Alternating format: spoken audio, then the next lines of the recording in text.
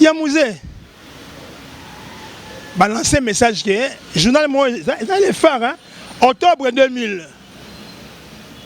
Et pas commenter la biseau que c'est là parce que vient Massir. Ah elle fait changer. On prépare un coup pour assassiner Kabila. Batoua dit. OK. La sécurité a déjà été trahie. Il y a des gens infiltrés. Des gens infiltrés. Eux, le lundi 15, Mouzé sort sur l'avenue Ngouma en train de saluer tous les véhicules qui passent. Nous avons les bambous d'Asuka. Les mardis, à 9h, on l'a battu.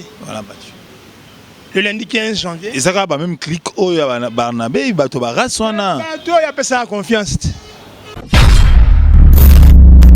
Yo, Barnabé, c'est jamais allé boyer.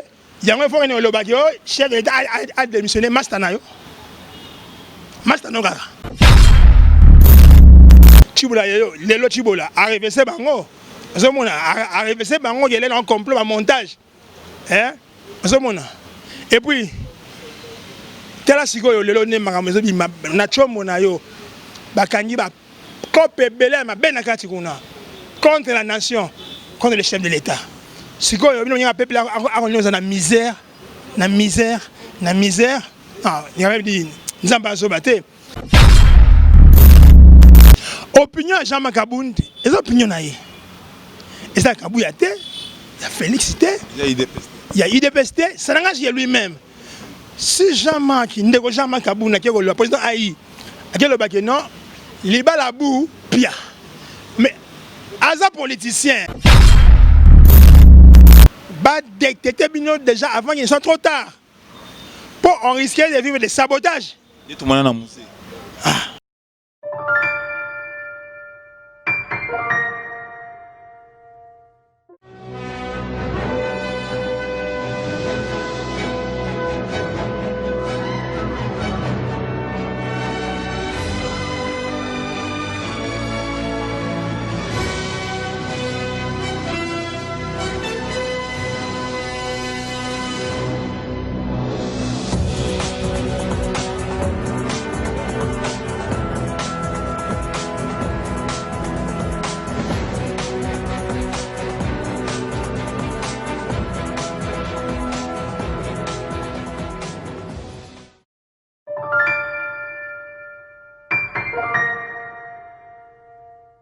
Très chers internautes, c'est avec beaucoup de plaisir, beaucoup de joie. Une fois, on se retrouve encore aujourd'hui. Naïbi Kema Kamboïza Ebele Nakati en République démocratique du Congo. Mais ngai nabino liboso nabino nazara mwana musalate. Je sais que vous êtes nombreux partout dans le monde et vous nous suivez dans ma référence TV. Je dis grand merci à ma référence depuis Angleterre, place aux Alines à Londres. Je dis à toi grand merci de soutenir ma jeune. Na Katia Moussala Toko Sala. Grand merci encore à ma référence TV. Na famille na Mobimba, Bana, Papa, place aux Alines. Topesibino Longunya ndenge beaucoup soutenir jeunesse. Grand merci na ba union subalanda biso na mboka ya na lo mboka nani.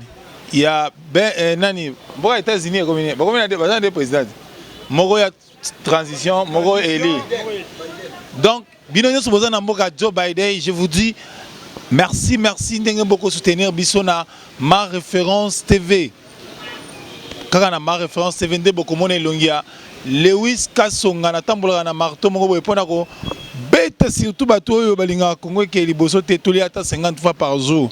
Donc je dis grand merci na ba congolais nyonso baza na Bukavu, Goma. Ah na yebi na tambola pe mingi hein.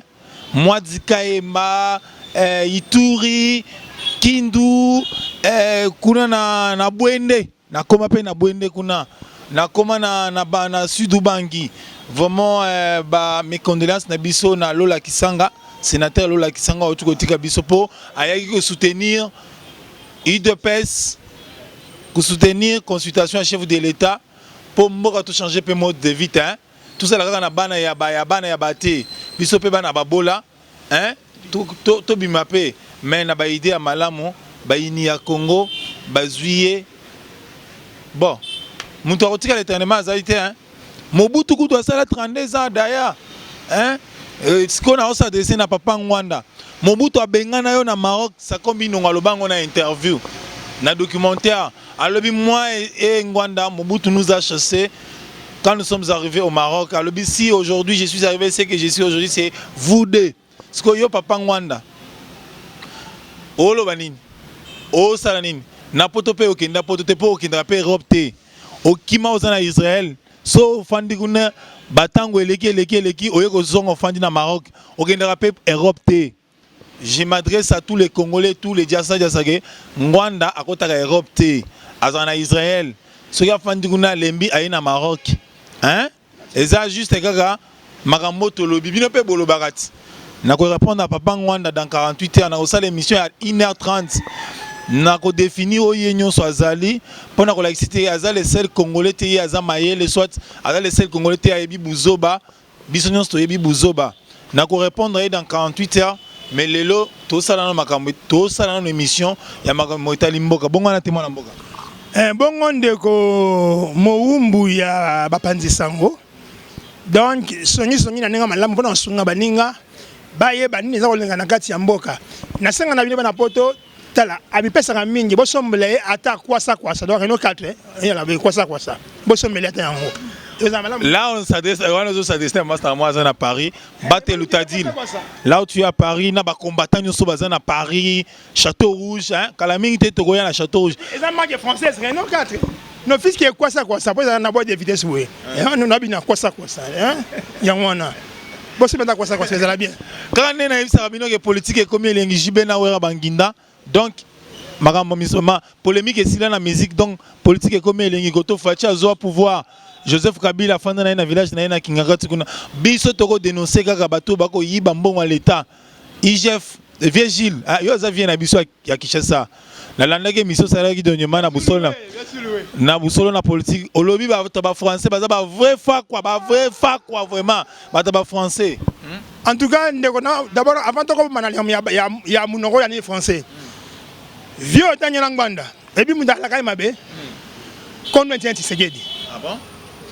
Tango qui s'en est quoi na avenir arrivé à Afdel la nuit du 14 au 15 mars donc du vendredi à samedi 15 mars 1997 qui ont démissionné et Fanny Montamo nommé Etienne Tshisekedi vient musée à l'habit monsieur Tshisekedi vous savez bien qui est Mobutu. Un homme n'est pas négocié, on vous a livré un cadeau empoisonné. Tant que vous acceptez, vous devenez mon ennemi. Moi, je continue mon avancée. Mais, d'abord, avant, tant que Mobutu a belli, Etienne, c'est de foutre billet. A dit peut-être à Mobutu, Ngwanda a télé voyage. Ah bon? Mais oui, a télé voyage. Il y a un ozon à la Kinte. Vieux. À retirer la paix aux gens à Kinte Ngwanda. Dans l'Équateur, hein? Mais, tout le monde est vrai. Bon, il y a la vérité, la vérité. Ça blesse, mais c'est la vérité. Etienne a commis Kuna. Il y a un visa à l'anda Mobu, à l'anda Mobu, quel est le visa? Papa Etienne visa. Non, papa Pimeli Ngwanda visa. Papa Ebi qui est un visa, donc ça qui est mon Mobu, tu vas remettre un Ngwandi, gbeg. Oh mon, c'est quoi yo? Etienne a accueilli. Tant accueilli, Mobutu a sepé là. A tina ba cortège et a mettre tina Cap Martin. Mobutu na France. Mobutu a sepé là ma casse à l'oba. Ah enfin, Etienne. C'est parmi mes solutions clés. Vraiment, il me faut ta présence. Parce que lui bien, bon Mobutu il faut là au plus tard 21h mais genre comment dire 1h, Mobutu va ma solo. Papa Etienne. Viens ça Mobutu. Il est temps de non, là. Demain je viens à 7h. Etienne a lobby na yeboy. Au moins mouvement na fait les oya. Notre frère Kabila, il est déjà pris en otage par ces Rwandais. Ne crois pas qu'il a un mot à dire dans le mouvement Wana. C'est la rébellion. Mais c'est le Rwanda qui est derrière ça et l'Ouganda. Monde Wana a besoin de Konza Zaïre. Zongi Selangaï, pouvoir dans la primature, on l'a injustement. Dans 93, bientôt de l'autre, ça fait 3 ans. Zongi Selangaï, on va mobiliser nos soldats, nos forces armées zaïroises, les Rwanda. on va arrêter ces mouvements avant de pousser là-bas comme on a nini na trajet milai. Oui, on va tout vraiment exactement yo bakoyo qui là yo. Tout ça après 2 semaines vient tirer de retour à Kinshasa. To ya matériel du ban aéroport ti na IDPS Kibasa. Batia moi nini ipozo mona amatia lobby. To so li bien na Mobutu, Mobutu pas chanzaka. A lobby oui, azoya on va tout arranger. Ndeko Kabila Mobutu azo sala yeba lingi changement. To sangana to lwakimia to évoluer na mboka. Au moins yeso akufa, a lobby so akufa va connaître la bonne en tant que chef de l'état. To sala ngo mais tout va bien, on s'est bien entendu. Ah, le bilan de l'art est quitté. Et puis, le bilan Mobutu Boyambaye. Mobutu est rentré ici le mardi 17 décembre 1996. Mobutu est rentré ici à Kinshasa, Boyambaye. Cortège, aéroport, Bati, Mongalema. Bati, Mané, Akonda. Personne n'a dit documentaire à Mobutu Wadi Zahir. Oh, l'ennemi m'a poignardé derrière les dos. Quand il y a un événement malheureux, je n'ai jamais reculé. Alors bien, peuple zaïrois, je connais vos attentes, je ne peux jamais vous décevoir. Donc, il connaît nos attentes. Il y en a besoin, il y en a même à la zone. La primature, vient à la zone. Tabagi Bongo a stoppé le mouvement. Après Afdel Ayoki Bongwana a stoppé le mouvement na niveau qui s'engage. Stoppé le mouvement non niveau non il y a ba Bukavu. Uvira Goma nini Kindu ba une partie Ituri. Azana ba niveau wana. Wana 96. 96. Ba stoppé. Tout le mouvement ya Afdel. Après 3 jours Maël zone ne bonga.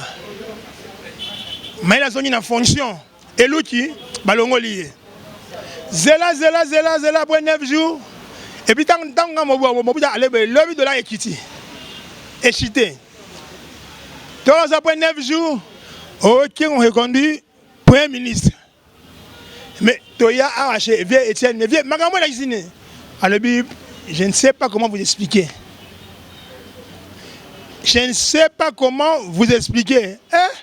peuple zaïrois les wana Kabila ngo aya Mobutu machine de moi aya donc ils sala li compagnon son eza Ngwanda baloba na Mobutu boye yetse de yenani pour arrêter mouvement wana bashada baza na confiance na ye baza ya yo to ya ye keba on sala coup d'état au moins elo bakota Mobutu na mutu pas Ngwanda tlekinanga Ngwanda Sakombi bazaki kike ba batebele te wa Sakombi asa longwa déjà na mouvement akoma ya kosambela pe ba témoignage na ende ana akoma olanda mwasi na ye Ngwanda Vundwa ou nani Kabuya Lumuna mais moi clique na bango na banani ba dinosaure mwana ne Terminator Sakombi asa alongwa Sakombi a se converti en 89 nous on est abandi ba témoignage nan après témoignage ne disent mo DSP kitane beta bagage na on santé voilà ndi mwasi na ye mwasi na ye comment il est pasteur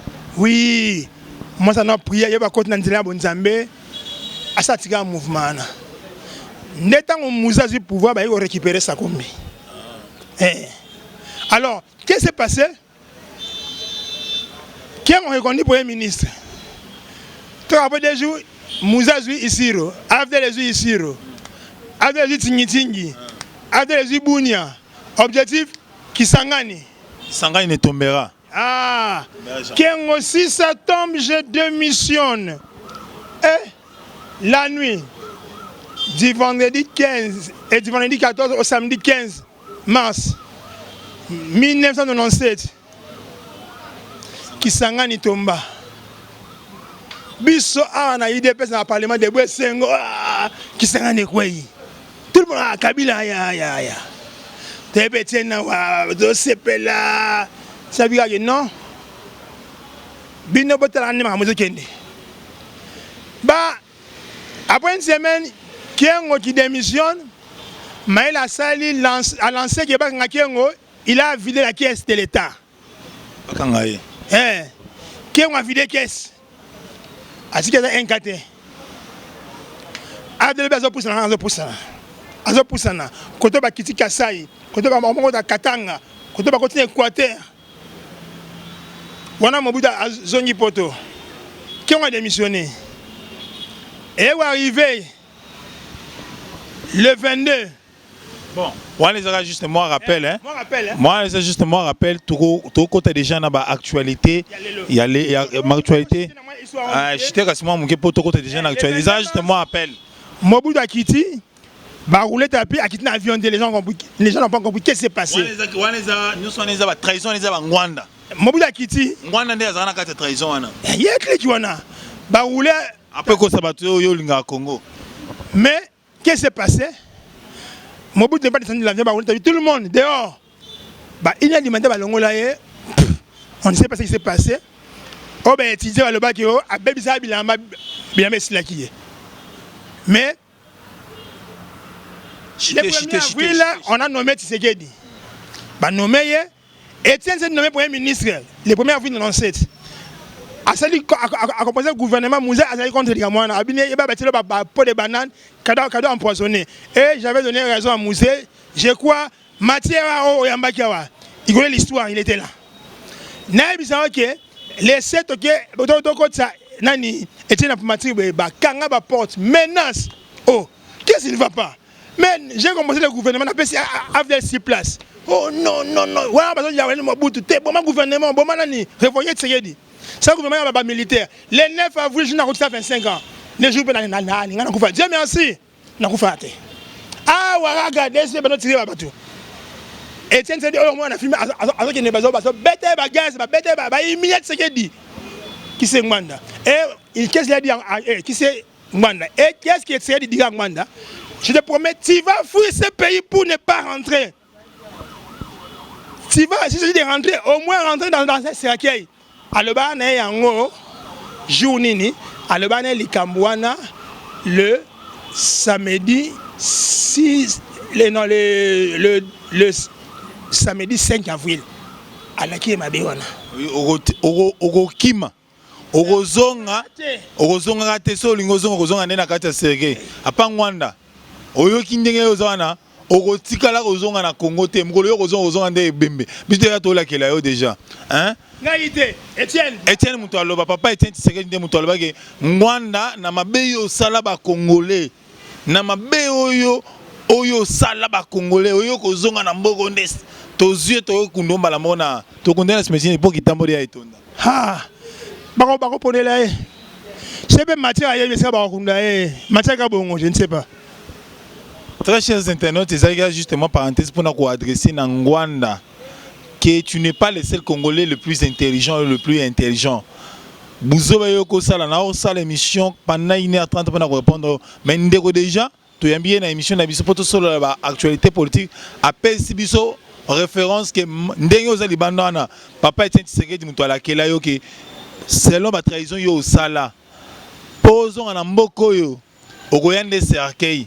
Mais ce qu'on a bomo yo Rwanda tata mukolo tata buzoba tata zangatina au moni côté Europe te au fond dans Israël OK ba Jordanie OK Algérie OK Maroc ozongi kuna kendo fond dans Europe total pour niveau to bako bête on a niveau de Europe kuna hein okolapa quand je dis ça je suis très méchant très sincère que les lois n'a eu déjà moi première confirmation que yo kozonga na mboka te po papa Etienne à laquelle déjà au monde ndenge ni makambo tali bongo consultation nationale chef de l'état ba congolais ba ozela ya loba koto yo bakangi bato bazaki en complicité po basala coup d'état pourtant bakangi moko c'est-à-dire que ba okanga bato belé bakangi déjà Barnabé balobi téléphone na ye zalaki na makambo belé na kati kuna abimisi secret. Entre-temps, le général Baloba Kilobi qui est Bango bazo soutenir chef de l'État pour la intégrité nationale. Ngana pe to kutana mwa kala to lingo limbula biso makamunyo siko le kawana après to kota des points. En tout cas, les zones de journalistes vont bandir sango. Consultation impact au sakanate. Collègue Mingaki, à mon cher, comme on a moins besoin de la terre, bon on a une consultation. Vous savez qu'on parle là estimité bon, te dois consulter. Que la consultation. Oh mon consultation yango nde yango nde masuwa nowe. Oh, consultation. Yo moni te ba ebele ba ki BFCC. Ba le bien bien que moko a le bien il se réserve de dire son nom pour sa sécurité. Cela vient nous libérer en otage entre les mains de Kingakati. Voilà nyon. Moutouma l'enseignant Mathieu Komote message. Julien Palo Galoba qu'il faut voir les signes des temps. Bon, voilà Julien. Mais un de leurs membres comme tu habité balançons un média un message non. Cela vient nous libérer en otage. En esclavagisme de Kingakati. Bazalaki akongama Kingakati. Prise en otage. Oh, c'est les mines de Kobanabe. Semaine passée, avec Mukuna, Pascal. Ateyaki. Nakulu banabino. Lusambu na biso mikolo kanzambi envoûté bango. Babi misa ba secret na bango bunu belanga amen. Yangwana o alo bango ba ebite nzambe ya bebisi mémoire na ye ataki plan. Aolandika non aolambuma. Balaki si pe na tribunal on est ba samisa e. Ah ba police basi ba tuté. Papa mitosa. Fanda papa mitosa. Keba na yo fanda. Ba police basi bisato. Batuni en termes qui n'ont jamais dit à William Bouma, ça m'a été embêté Bouma. Oh non, mais c'est un fou. Aïe. Oh mon, ne blaguez pas avec un serviteur de Dieu. Félix sert Dieu. Ne blaguez pas avec l'enfant de Dieu. La colère de Dieu, elle est lente. Mais quand c'est là, sa base, c'est très dangereux. C'est ça. On va mettre Bouma. Mais Bouma, n'habite nini. Donc, bolingi peuple là qu'on a malheur tolongola mobutu na masasi tolongola ah bon aba bomakali susu musée bango ezaka kliko ya bomaka musée le natali na vidéo na ngai na plateau Ibrahim Kabila jambo sana na furahi sana masemi yangu leo ni ungaria na parai yangu ilikuwa na plateau wewe na baba avec Pascal Mukuna vraiment Mungu abariki ni mbili vraiment babeti dio mais voilà batute hein. Viens Mukuna na petit nanga Ibrahim master nanga Ibrahim petit frère master Ibrahim Kabila baleki mais quel duo cette attaque c'est du poison. Donc Ndeko Barnabé pour ne pas t'étranger Ndeko Barnabé ça déjà Mukanga Mikuna mais il paraîtrait bah rimer déjà bah information sur le temps que téléphone naie ils ont bah secret belé abimisa nguna na nyoso yo neye vient Mukuna le bagité lusambu na biso nzambi abimisa mona mpoisa yango yo le sambo de la kaya c'est le sambo magasi na c'est mama na le sambo yo kenda kuna non c'est un mot que je salue c'est Maria qui prie là-bas. Mais le sambo mboka. Yo prier il y avait mumuna mboka. On dit mboka parce qu'il y a un patriote. Il faut prier pour ta nation. Voilà un patriote. Net ba bien mukuna. Marie parce que va complot contre ye. Chibola yo, lelo chibola. Arriver c'est bango. Zomona arriver c'est bango, il est en complot en montage. Hein? Zomona. Et puis tela sikoyo lelo ne makamezo bi na chomona yo. Bakangi ba kope belé ma benakati kuna contre la nation, contre le chef de l'État. Sikoyo bino nya peuple a na misère, na misère. Ah, il avait dit nzamba zobate. Félix Antoine Tshisekedi Tshilombo, chef de l'État. Le dimanche 23 juin de l'année passée 2019, qu'est-ce qu'il a fait? Il a dédié le pays entre les mains du Tout-Puissant, le Seigneur Jésus-Christ. Azoni si relation à biso Nanzambe mboka au régime bangwanda le banga si il faut prendre des accords avec Lucifer on est prêt à les faire Yohana Bangwanda mais on parle de Mobutu les bangwanda le régime na bangom de le bango hein mais faisait Seigneur en tant que le numéro 1 de la nation j'annule toute parole maléfique lancée à ce pays. Veuillez pardonner ceux qui ont mal géré. Bientôt vous gérez ma belle Félix à signer nos pardons hein. Boto bundisai. Assenyela no pardon na makamoko dié azala na. Abatu bayiba mbonga bukangalos. Alors ceux qui ont mal géré, Seigneur pardonne-le. Et puis attendez si ma alélie. Mais papa, on a une dette morale. Mais c'est pour ça que ah, des dettes morales. Mais comment est-ce que Moudou a saigné nos pardon, mais Nzambe est qui te la bino. Miséricorde Nzambe qui te la bino. Nzambe ayoka bino mawa. Bino beaucoup mieux sous koko combattre mais le Nzambe comme bololé pour attirer bino beaucoup ça y est. Mais vous provoquez Dieu. Banabé pendant 3 ans, fallait pas ça. 0 et ça dit 30, si vous avez longo les sous 5 et ça dit 25.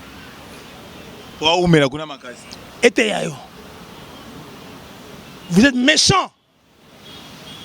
Bon, na affaire on a Banabé à lobby et Bongo Félix à Boumaki, c'est l'homme le Jean-Marc Kaboun président et IDPS à lobby coalition Isati. Nini Bobin gouvernement nini cohabitation Isati. Le chef de l'État démissionné. Moi qui est mon père a moins raison hein. Non. Écoute. Opinion Jean-Marc Kaboun, les opinions naïe.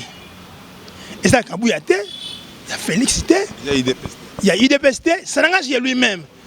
Si Jean-Marc Kaboun le président Aïe, il non, il va la boue, pia. Mais Aza politicien, assez amoni, peut tout Congolais comprendre qu'il y a Libalo. C'est fait aligner Aza Abimat, la tête haute. Il faut Koufa. Fatih dira quoi dans les temps passés, dans les jours, quelques jours passés, je ne peux accepter de sacrifier plus de 80 millions d'habitants à cause d'un accord quelconque. Si plus de 80 millions va pénaliser, à cause il y a accord à bâtiment, là vous n'avez même pas 10 000 personnes. Quand même soyons sérieux. Fatih ne peut pas accepter cela. Il y a un monde qui a comprendre qu'il y a Fatih bien, il y a non. Kundi, on est mal alors, pendant que Batouana comme Bango va ça là-bas, complet le chef de l'État, Tigangaï pendant que Beta Bango Fimou, il va laisser Koufi. On a opinion à Jean-Marc Kaboundi. Il est libre de ses opinions. Si yo Banabé, c'est jamais Aloï Boye, il y a un fort le bagio, chef de l'État a démissionné Mastanayo. Mastanoga. Bamoussouba lobby. Batumusu balobi na batumusu FCC balobi ndeko Banabé a un méritage de 3 ans après ça point de vue na tout ça na démocratie. Non, l'effet au lobby qui est non arolia mouvement. Ça veut dire que barré le fait que latayo bakanga yo se boza likopa boza ngulu ba faut ba yeba bino nyonso. Ba détecter bino déjà avant qu'ils soient trop tard. Pour on risquer de vivre des sabotages. Et tout le monde na musée. Il y a un musée. Balancer un message que journal moi ça les phares hein? Octobre 2000. Et pas comme matin biso que c'est là parce que vient m'assurer ah elle fait changer. On prépare un coup pour assassiner Kabila. Batoua dit. OK. La sécurité a déjà été trahie. Il y a déjà infiltré. Déjà infiltré. Le lundi 15, Mouzé sort sur l'avenue Ngouma en train de saluer tous les véhicules qui passent. Nous avons les bambous d'Asuka. Les mardis, à 9h, on l'a battu.